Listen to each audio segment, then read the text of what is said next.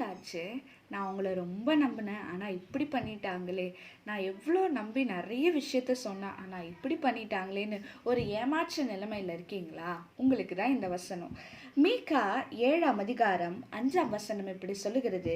சிநேகிதனை விசுவாசிக்க வேண்டாம். வழிகாட்டியை நம்ப வேண்டாம். உன் மடியிலே படுத்துக் கொள்ளுகிறவளுக்கு முன்பாக உன் வாயை திறவாமல் எச்சரிக்கையாயிரு. ஆமென். நம்முடைய வாழ்க்கையில நம்ம நெறைய பேரை நம்ம ஃப்ரெண்டா வச்சிருக்கிறோம். இல்ல நம்ம கூட ரொம்ப க்ளோஸா வச்சு எல்லாத்தையும் சொல்லிடும். ஆனா எல்லாருமே கர்த்தருக்கு உகந்தவர்களா அப்படின்னு கேட்டீங்கன்னா கிடையவே கிடையாது. சில பேர் நம்முடைய தரிசனத்துக்கு மாறாக நம்மளை நடத்தி போவார்கள்.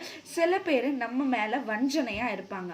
இதெல்லாம் நம்ம நிதானித்து அறிந்துதான் நம்ம சிநேகிதனா அவங்க கூட பழக வேண்டும். அதுவும் கர்த்தர் சொல்ற நீ சிநேகிதனா இருந்தா கூட அவங்கள நம்ப வேண்டாம் சொல்றாரு.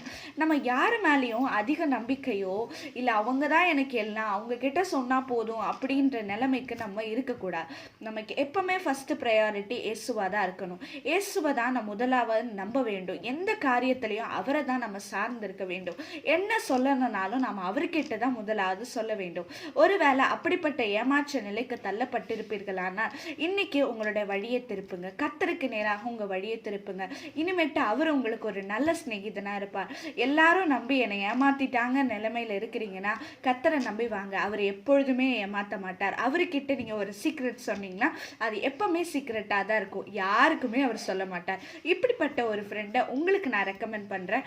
நிச்சயமாக அவர் உங்களை ஆசீர்வதிப்பார்.